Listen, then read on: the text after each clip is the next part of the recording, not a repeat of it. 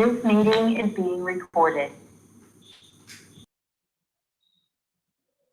മക്കളെ ഒന്ന് മ്യൂട്ട് ചെയ്ത് വെച്ചേരാ.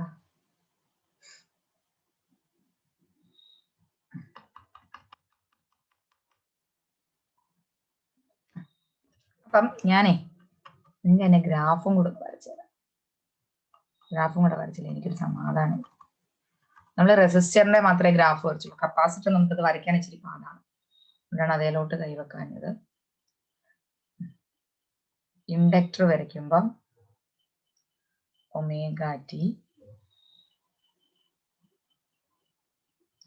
നമ്മുടെ വോൾട്ടേജിന്റെ ഗ്രാഫ്. വോൾട്ടേജ് അങ്ങോട്ട്. അപ്പൊ കറണ്ട് എങ്ങനെ ആയിരിക്കും?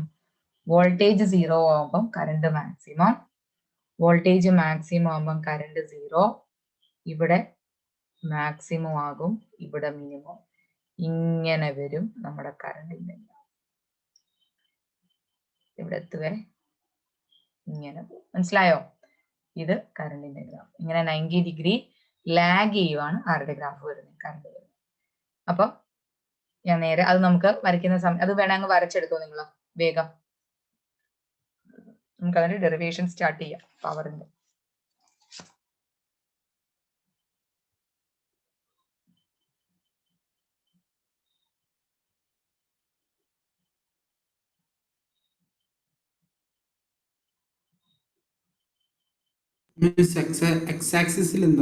ഒമേഗ ടി മോനെ. ഇത് 0, ഇത് പൈ, ഇത് 2π, അങ്ങനെ പോകും.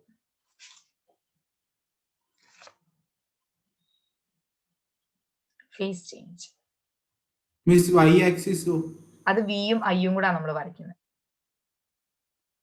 രണ്ടും വരും വൈ ആക്സിസ്. അതുകൊണ്ടാണ് നമ്മൾ വൈ ആക്സിസ് ഒന്നും ഡിനോട്ട് ചെയ്യാത്തതിന്റെ കാര്യം.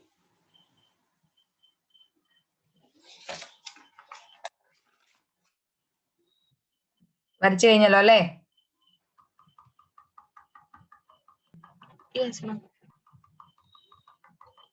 ഇനി നമുക്ക് എന്താ കണ്ടുപിടിക്കേണ്ടത്? Average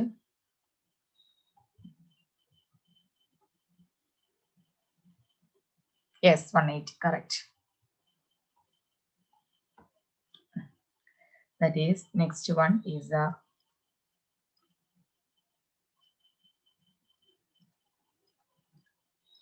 average power. തൊട്ടു മുമ്പേ കപ്പാസിറ്റർ ചെയ്ത പോലെ തന്നെ നമുക്കിത് ചെയ്യണം. എന്താണ് നമ്മുടെ V? V is equal to V0 sin omega t. എന്താണ് നമ്മുടെ I? I is equal to sin omega t minus π/2 നമ്മൾ എടുക്കണ്ട, minus I0 cos omega t. ഇത് ചെയ്താൽ മതി. കാരണം എന്താന്ന് വെച്ച് കഴിഞ്ഞാൽ ഇല്ലെങ്കിൽ ഒമേഗ ടി പ്ലസ് വൈ ഒക്കെ വരുന്ന സബ്സ്റ്റിറ്റ്യൂഷൻ ഒക്കെ കൊടുത്ത് കോംപ്ലിക്കേറ്റഡ് ആണ്. എന്തിനാ വേറെ പണിക്ക് പോകണ്ടേ? അപ്പൊ നമുക്കറിയാം എങ്ങനെയാണ് കണ്ടുപിടിക്കേണ്ടത്. പവർ എന്ന് പറഞ്ഞു കഴിഞ്ഞാൽ it is V into I. അപ്പം expectation value of power is equal to എന്താണ്? U by T. What is U? Integral 0 to t p dt. അപ്പം ഇതിനെ എന്ത് എഴുതാം? Integral 0 to t vi dt. നേരെ ഇവിടെ u is equal to ഇന്റഗ്രൽ 0 to t v0 sin omega t.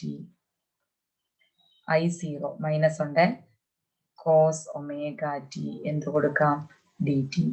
v0 I0 minus വെളിയിലെടുക്കാം, minus v0 I0 integral 0 to t എന്ത് കൊടുക്കണം?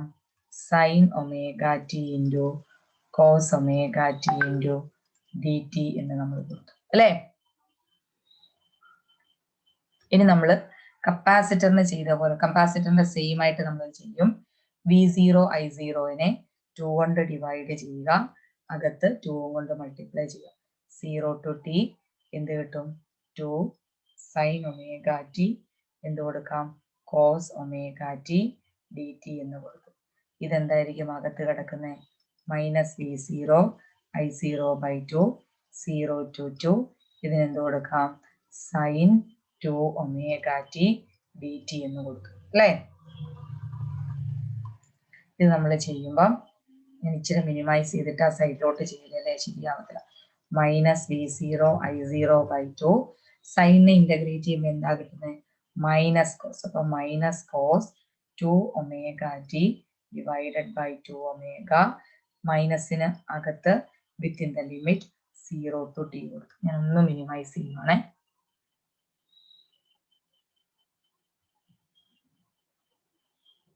കാരണം അപ്പൊ ഇവിടെ ഒരു സെക്ഷനായിട്ട് നമുക്ക് അതങ്ങ് ഫിനിഷ് ചെയ്യും.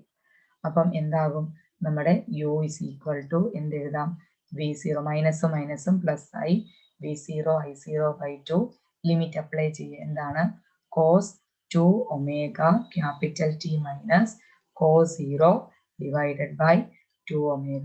തൊട്ട് മുമ്പേ നമ്മൾ ചെയ്തതാണ്. കോസ് 2 ഒമേഗ ടി എന്താണെന്ന് നമ്മൾ പറഞ്ഞത് 1 എന്ന് പറഞ്ഞു അല്ലെ.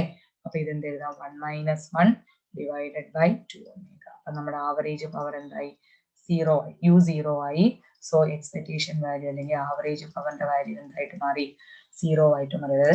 If we are introducing a capacitor or an inductor in our circuit, the average power generated by the inductor and capacitor is 0. Okay. Is it clear?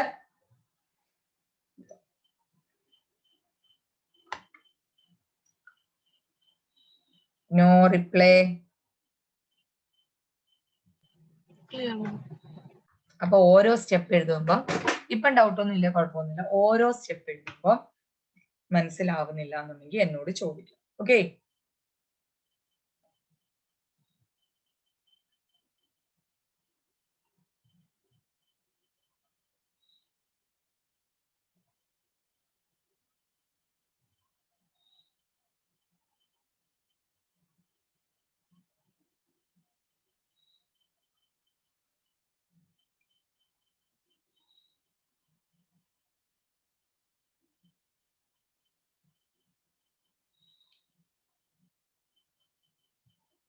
Miss doubt ഉണ്ട് miss. ഈ sine miss അവിടെ എഴുതിയിട്ടില്ലേ, sine omega T into cos omega T into D T.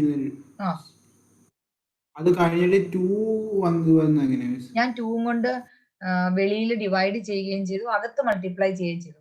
കാരണം അല്ലെങ്കിൽ നമ്മൾ ഇതിനെ product rule ഉപയോഗിക്കണം മതി. പക്ഷെ 2 കൊണ്ട് മൾട്ടിപ്ലൈ ചെയ്ത് 2 ഒമേഗ ടി കോസ് ഒമേഗ ടിനെ നമുക്ക് എന്ത് എഴുതാം, സൈൻ 2 ഒമേഗ ടി എന്ന് എഴുതാം. മനസ്സിലായോ? 2 സൈൻ എക്സ് കോസ് എക്സ് എന്താ, സൈൻ 2x ആണോ? ആ 2 sin x cos x equal to sine 2x ആണ്. Yes ma'am. അല്ല മിസ്, ഞാൻ മാത്സ് സ്റ്റുഡന്റ് അല്ല, ഇക്വേഷൻസ് ഒന്നും എഴുതാട്ടെന്ന് അത് പറയുന്നത്. സൈഡിൽ എഴുതണം കേട്ടോ. 2 sine omega t cos omega t എന്ന് പറയുന്നത് സൈൻ 2 ഒമേഗ ടി. കാരണം 2 sine X cos x is equal to sine 2x ആണ്. മോനെ മാത്സ് സ്റ്റുഡന്റ് അല്ല എന്ന് പറഞ്ഞിട്ട് ഒരു പ്രയോജനം ഇല്ല മോനെ. മാത്സുകാർക്കും ഇതൊന്നും അറിയാൻ പോകുന്നില്ല. മനസ്സിലായോ?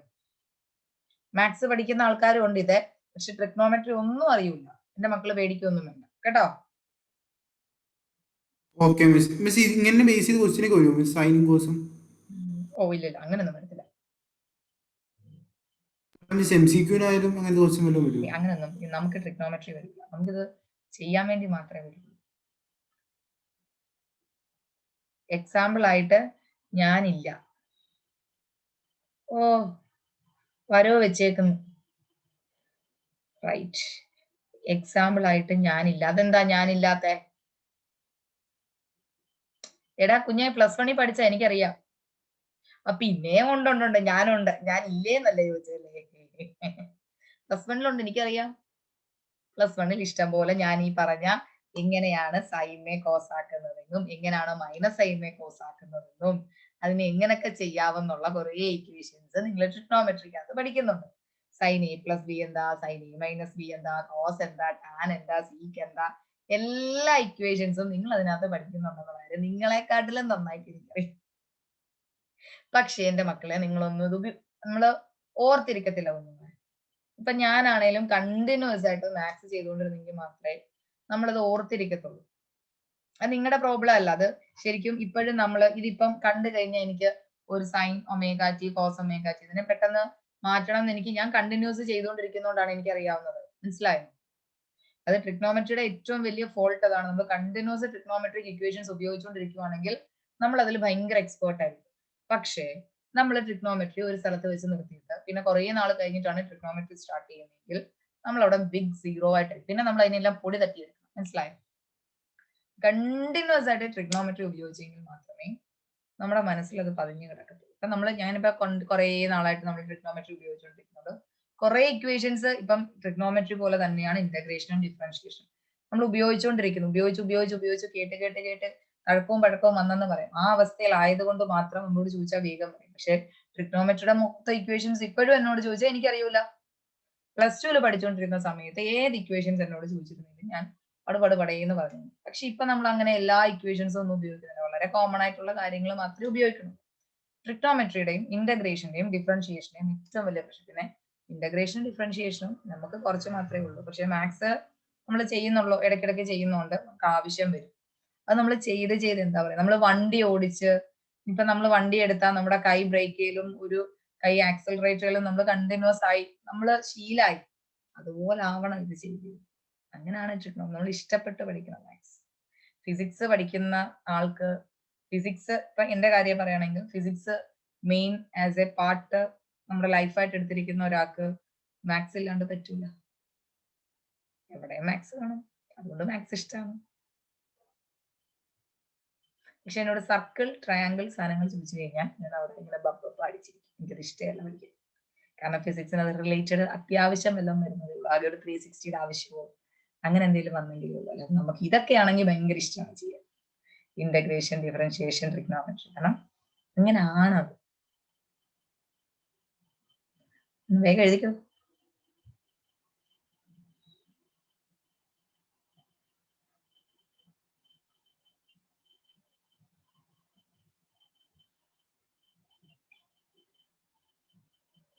ഇഷ്ടപ്പെട്ട് പഠിക്കണം. അങ്ങനെ എനിക്കൊക്കെ ഡെറിവേഷൻസ് ചെയ്യുക എന്ന് പറയുമ്പോൾ ഭയങ്കര ഇഷ്ടമാണ് ഡെറിവേഷൻസ് ചെയ്യാൻ. അന്നും ഇന്നും എല്ലാം. പക്ഷെ തിയറിയോട് അത്ര വലിയ താല്പര്യമുള്ള കൂട്ടത്തിലല്ല. കാരണം എഴുതാനൊന്നുമില്ല. അതുപോലെ ആവണം, നമ്മൾ ഇഷ്ടപ്പെടണം. ഇന്റഗ്രേഷൻ ടഫാണോ എന്ന് ചോദിച്ചു കഴിഞ്ഞാൽ ഡിഫറൻഷിയേഷൻ പഠിച്ചപ്പം ഏതോ ഡിഫറൻഷിയേഷൻ ഈസ് വെരി ടഫ് എന്ന് തോന്നിയില്ലേ? അല്ലേ? No, ma'am. Differentiation is easy. അത് ഡിഫറൻഷിയേഷൻ പഠിച്ചപ്പോ തോന്നിയോ? തുടക്കം പഠിച്ചപ്പോ? No, ma'am. അതുപോലെ ഇന്റഗ്രേഷൻ. അപ്പൊ ഞാൻ ഇപ്പം എന്റെ കുട്ടികളോട് പറയും, ഇപ്പം ഡിഫറൻഷിയേഷൻ പഠിപ്പിക്കുമ്പോഴത്തേന് ഞാൻ പറയും, മക്കളെ ഇത് ഭയങ്കര പാടാന്ന് പറയും എന്നോട് പറയും. ഞാൻ പറയും അങ്ങനൊന്നും ഇല്ല, ഇന്റഗ്രേഷൻ ചെയ്യുമ്പോഴത്തേന് പറഞ്ഞോളും ഇത് എന്ത് എളുപ്പമായിരുന്നു ഡിഫറൻഷിയേഷൻ എന്ന് പറഞ്ഞോളൂ. കാരണം ഇന്റഗ്രേഷൻ അറിയണം എന്നുണ്ടെങ്കിൽ ഡിഫറൻഷിയേഷൻ നിങ്ങൾ ഇങ്ങനെ ചെയ്ത് ശീലാവണം. ഇന്റഗ്രേഷന്റെ പ്രശ്നം എന്ന് പറഞ്ഞു കഴിഞ്ഞാൽ അത് ഏത് മെത്തേഡാണ് നമ്മൾ ഉപയോഗിക്കേണ്ടത് എന്നുള്ള കാര്യം കറക്റ്റ് നമുക്ക് അറിയില്ല. ഡിഫറൻഷിയേഷനകത്ത് അങ്ങനെ ഒരു ഇഷ്യൂ വരുന്നില്ല. ഏത് മെത്തേഡാന്നുള്ള കാര്യം നമുക്ക് ആ ക്വസ്റ്റ്യൻ കാണുമ്പോൾ മനസ്സിലാവും. പക്ഷെ ഇന്റഗ്രേഷനകത്ത് which method we are adopting, ഇഷ്ടംപോലെ മെത്തേഡ്സ് ഉള്ളതുകൊണ്ട് ഏത് മെത്തേഡ് നമ്മളതിനകത്ത് ചെയ്യും എന്നുള്ള ഒരു കൺഫ്യൂഷൻ വരും. കാരണം ഏകദേശം ഒരു 14 എക്സസൈസോളം ഉണ്ടല്ലേ അതിനകത്ത്. നമ്മൾ മാത്സ്, ഫിസിക്സ് ചെയ്യുന്നവർക്ക് ഇതെല്ലാം ആവശ്യമാണ്. അതുകൊണ്ടാണ് എനിക്കൊക്കെ മാത്സ് ഒത്തിരി ഇഷ്ടം. ഫിസിക്സ് നമുക്ക് ഇല്ലാണ്ട് പറ്റില്ല. ഇപ്പൊ എനിക്ക് മാത്സ് അറിയാത്ത ഒരാളാണെങ്കിൽ ഇന്റഗ്രേഷൻ എന്താണ്, അതിനകത്ത് 0 to t കൊടുത്തത് എങ്ങനെ ചെയ്യും, കാണാതെ പഠിച്ച് ചെയ്യാനായിട്ട്. അങ്ങനെ ചെയ്തിട്ട് എന്താ പ്രയോജനം? ഇതിപ്പോ ശരിക്കും നിങ്ങൾക്ക് ഇങ്ങനെ ഡീറ്റെയിൽഡ് പറഞ്ഞു തരേണ്ട ആവശ്യമില്ല. ഇതിങ്ങനെ വന്നു, ഇന്റഗ്രേഷന്റെ റിസൾട്ട് ഇതാണ്, പവർ എന്താണ് 0, അത് പറയേണ്ട ആവശ്യമേ ഉള്ളൂ. പക്ഷെ അങ്ങനെ പറയുമ്പോ നമുക്കൊരു എന്താ പറയുക, നമുക്കൊരു സാറ്റിസ്ഫാക്ഷൻ കിട്ടൂല. ക്ലിയർ? എല്ലാരും എഴുതി കഴിഞ്ഞോ? യദു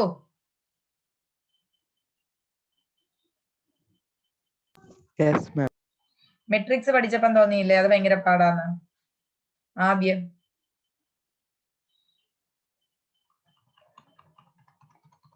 തോന്നിയോ? ഇനി LCR എടുത്താൽ തീരൂല. 5 minutes കൊണ്ട് ഫിഗർ പോലും വരയ്ക്കാൻ പറ്റില്ല. നിങ്ങളുടെ അറ്റൻഡൻസ് എത്തില്ല. ഇന്ന് പഠിപ്പിച്ച കാര്യങ്ങൾ ക്ലിയർ ആയോ?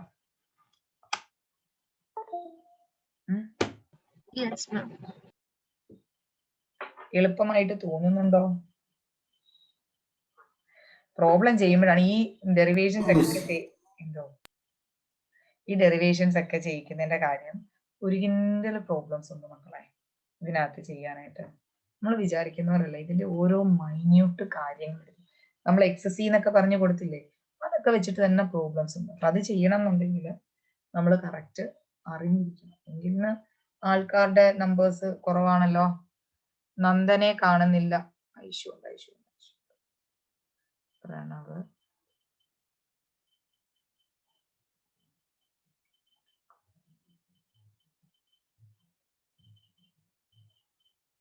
നിങ്ങൾക്ക് ഇന്ന നോട്ട് ഞാൻ തന്നില്ലല്ലോ.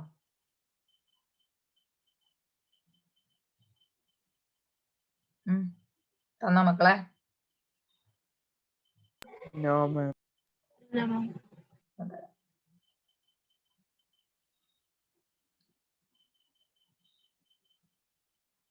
ഗ്രൂപ്പിൽ തരാം, ഇപ്പം തരാമെങ്കിൽ അങ്ങ് തരാൻ 1 മിനിറ്റ് ഞാനൊന്ന് എടുത്തോട്ടെ.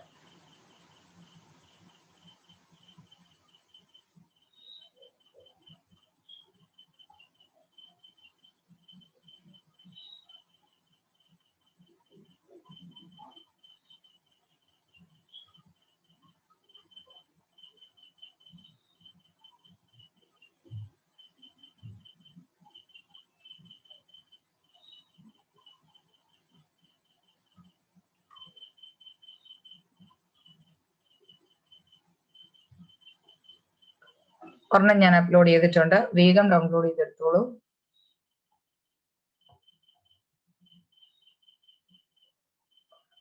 പഠിപ്പിച്ചു കഴിഞ്ഞിട്ട് ഈ നോട്ട് നോക്കുന്നതായിരിക്കും കുറച്ചുകൂടെ സേഫ് എന്ന് എനിക്ക് തോന്നുന്നത്.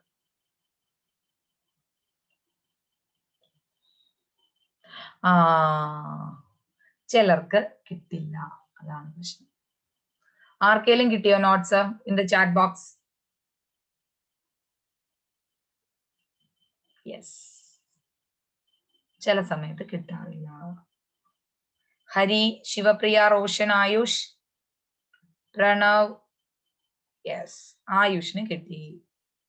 ആയുഷ് ലാപ്ടോപ്പ് ആണോ ഉപയോഗിക്കുന്നത്?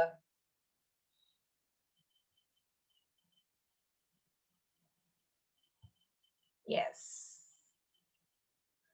മിസ്ട്രിയ ഏതാ ഉപയോഗിക്കുന്നത്, ഫോൺ ഓർ ടാബ്? ഫോണിൽ ചിലപ്പോൾ. ഞാൻ ഗ്രൂപ്പിലും കൂടി ഇപ്പം തന്നെ കൊടുത്തേക്കാം, അപ്പൊ അവര് ടെലഗ്രാമിൽ ഇട്ടോളൂ കേട്ടോ. അപ്പൊ അങ്ങനെയാണെങ്കിൽ നാളെ നമുക്ക് LCR സ്റ്റാർട്ട് ചെയ്യാം. ഓക്കെ, പഠിച്ചിട്ട് തരണം കേട്ടോ, കാരണം ഇതിന്റെ ബാക്കിയായിട്ടാണ് നമ്മൾ LCR ചെയ്യുന്നത്. Okay, by.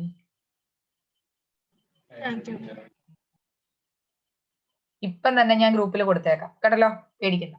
Good night.